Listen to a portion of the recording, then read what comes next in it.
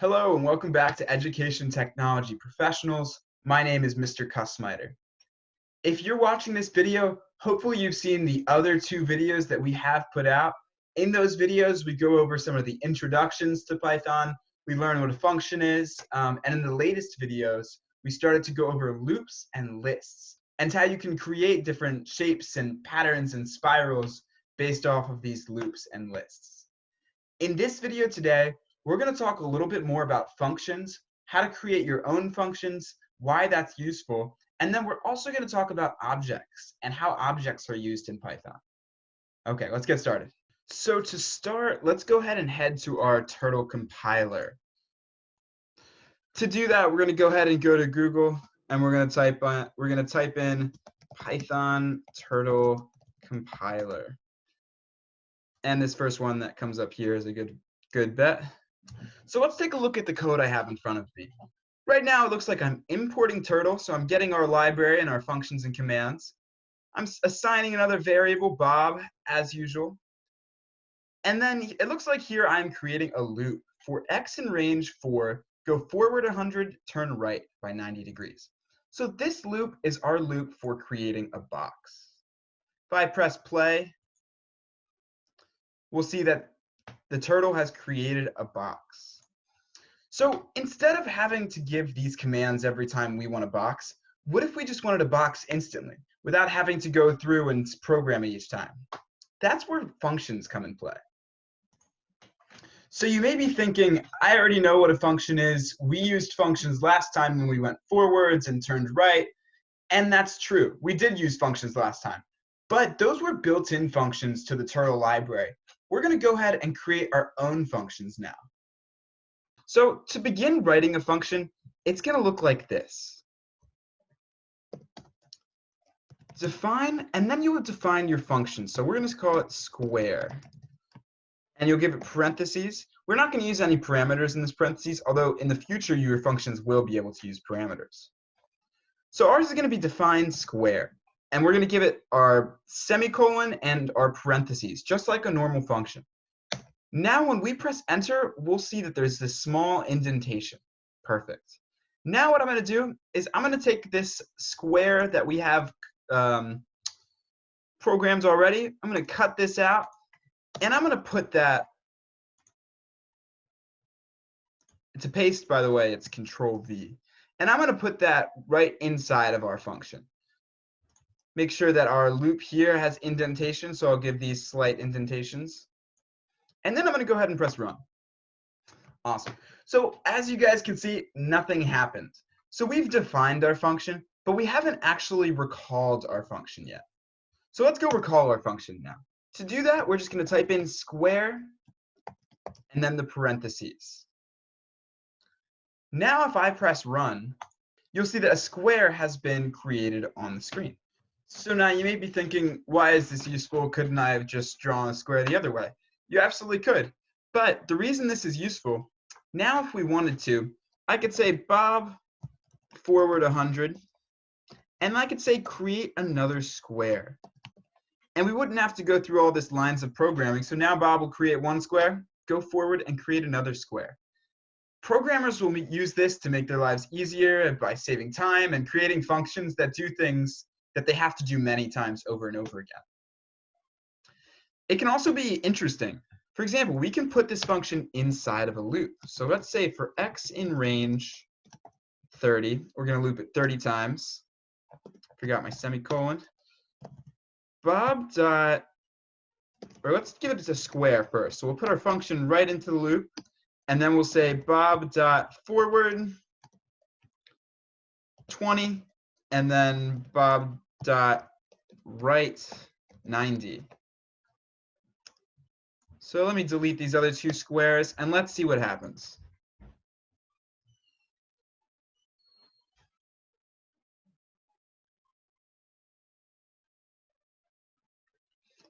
So it created kind of a cool pattern with this. If we wanted to make it even more interesting, we could make it not 90 degrees, but something irregular like 47 degrees. So now you'll see he turned 47 degrees.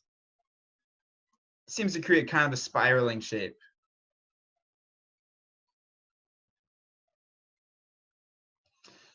So yes, these functions can be used to do all kinds of different things.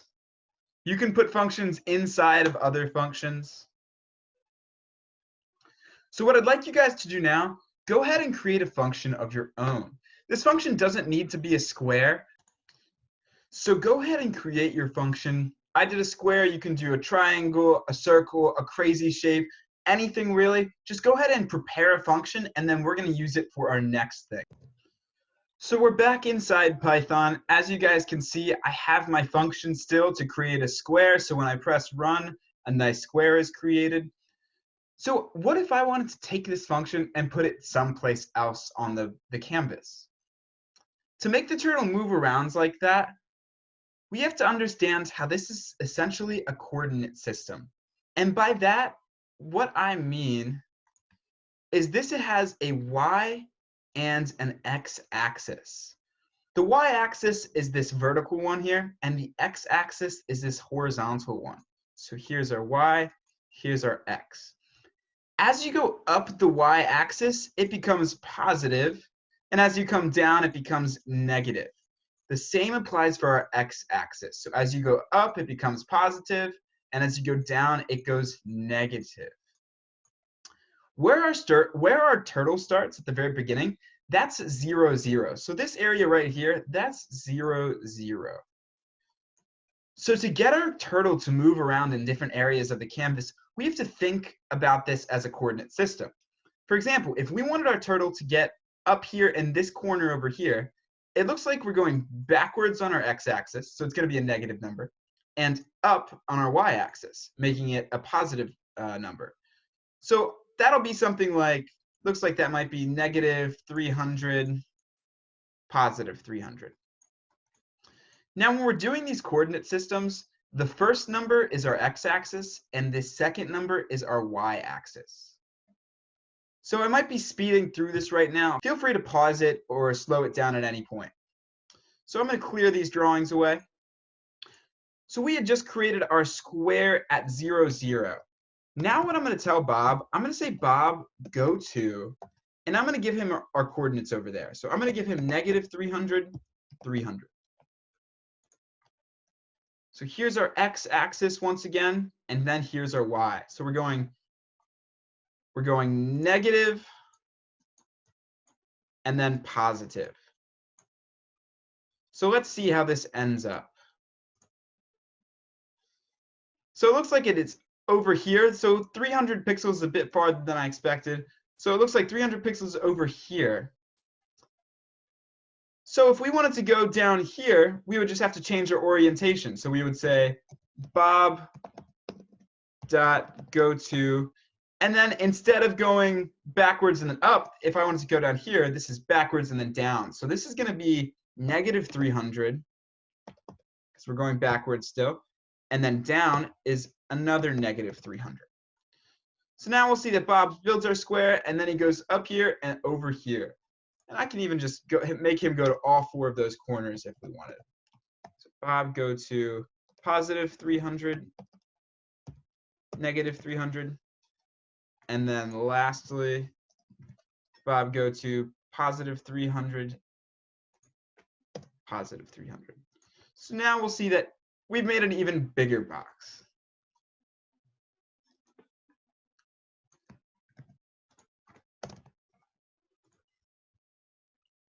Get rid of these drawings so you guys can see a little better.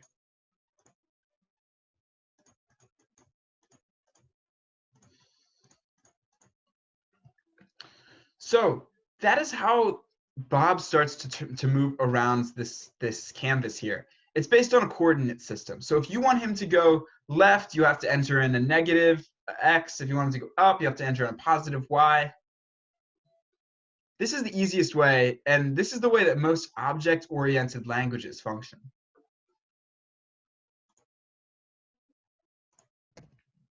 So what I want you guys to do next, now that we have our function, hopefully you've created your function like I've created my square function. I want you guys to take that function and put it at different points on your canvas.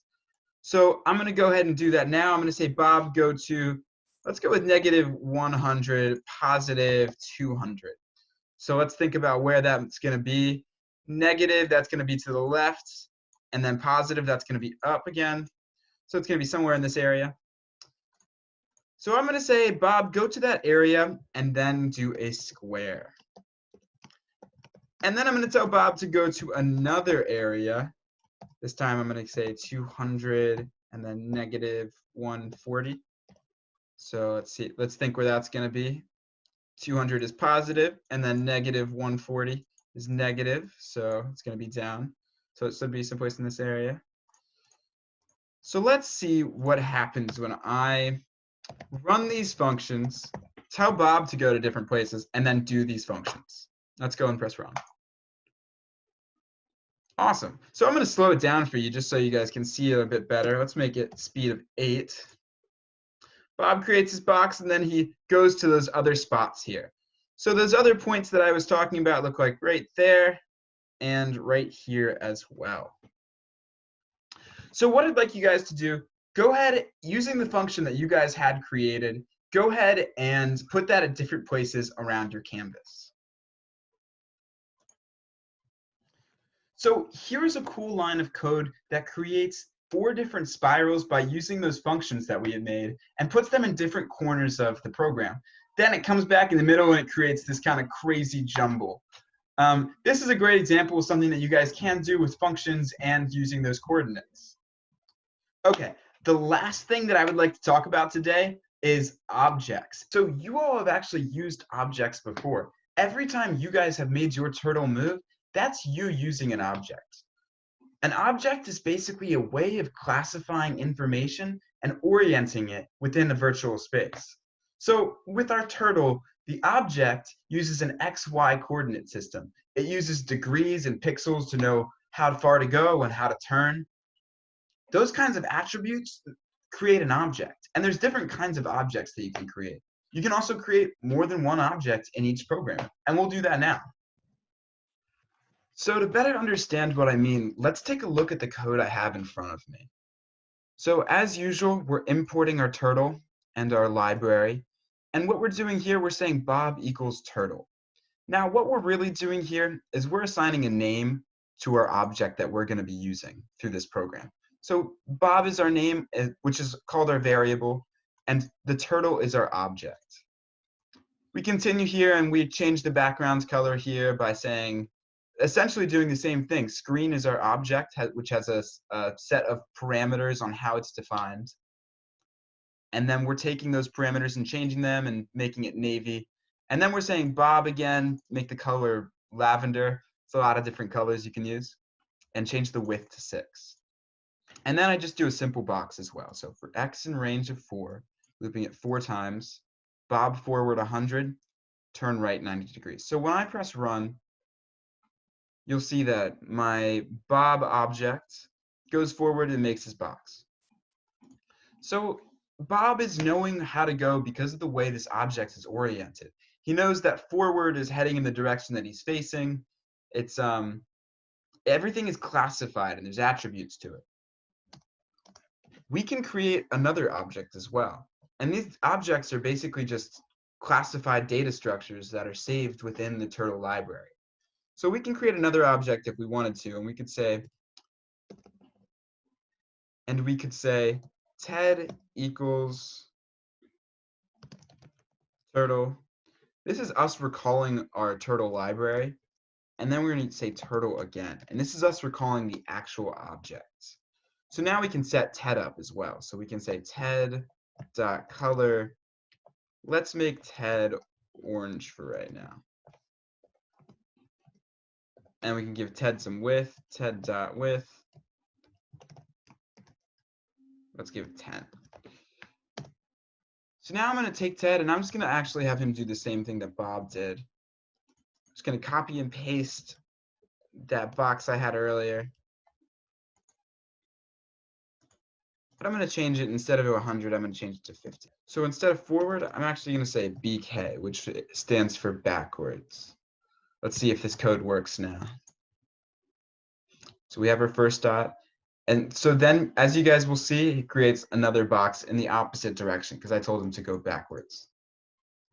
So that's another turtle that we have just created. So as you guys can see, By recalling the library by saying turtle and then recalling the object, you can assign a variable to that object and create another turtle. People have done this and created turtle races and turtle games. You can create all kinds of stuff using these objects. We'll continue to use those in the future. So just to recap today, we have learned to define our own functions to create shapes easily and quickly. We learned about the coordinate system and how Python orients itself. And then we also learned about objects and how objects are created. We're going to continue learning Python through the Turtle library more next time. Thanks. This was Education Technology Professionals. Have a great day.